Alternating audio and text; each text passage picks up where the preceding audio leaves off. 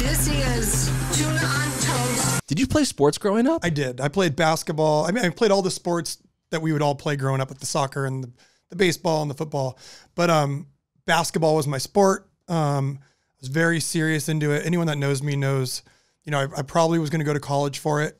I ended up getting into music and went on Warped Tour out of high school and decided not to go to college. But was your first Warped Tour in like 03 or 04 or was it late 90s? Like it was 2000 or 2001. So 2000, we were graduating high school the year of 2000. We went on Warped Tour that year.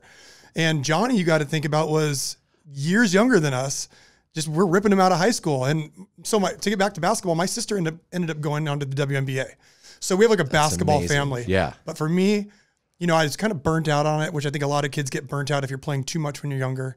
And we just went to Warped Tour, and Kevin Lyman gave us a spot to play on not a stage, a piece of dirt called the Kevin Lyman stage.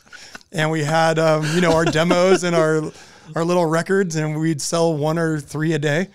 And it was a big deal, you know, like. And so I'm curious what your folks said to you, because you were college bound. You're a very, very bright guy, and you're 18, 19 years old.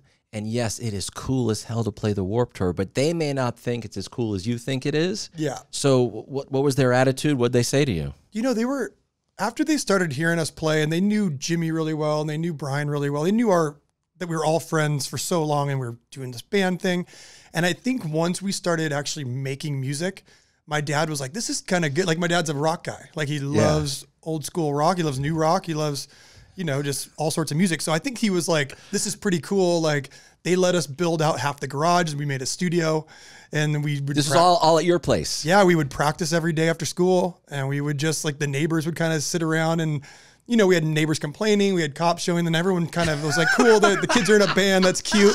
And we would do that. And I think once we like had some recorded music, my dad was like, this is really cool. There was never any pushback, like, you shouldn't do that. It was kind of like, hey, we might go to Europe, and like, oh, that's great. They'd get me a book on Europe, you know, like, or like, you know, like, go study about Europe. It'll be cool. Your one chance to go to Europe. And now we've been so many times, and just like, right. You know, but they were really supportive, to be honest. They would let us practice. They wouldn't give us any guff. And I think that's all you can do as parents. They probably at that point were just like throwing their hands in the air going, what are we going to do at this point? Hope you enjoyed. Now hit that subscribe button. And for more Tuna on Toast, listen wherever you get your podcasts.